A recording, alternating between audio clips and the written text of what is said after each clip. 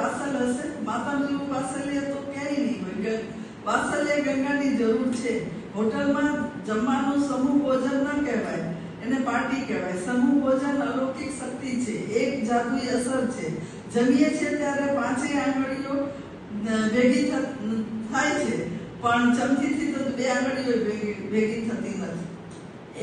એકલા ખાવું, એકલા જવું, એકલા જમવું ઈશ. એકલવાટ વિચારવું, કરમ ન કદી લખીશ. કોઈની સાથે જમીએ પણ કોળિયો મીઠો લાગે છે. ભેગું કરીને ખાય તે શહેરની સંસ્કૃતિ, ભેગા મળીને ખાય તે ગામડાની સંસ્કૃતિ. કવિની પંક્તિ છે કે ગામડાઓ તો ભાંગ્યા ને શહેરો કદાવર થઈ ગયા. શહેરમાં વસીને માણસો જનાવર થઈ ગયા. અમુક નિયમ ટીવી જોવા ને એ બધું છે ને, અમુક નિયમ આપણે જો નક્કી કરીએ ને તો સામાન્ય વાતાવરણને થોડું ઘણું કરી શકીએ. અને પ્રાર્થના બારેમાં બી એવું જ છે કે તમે બધા ભેગા મળીને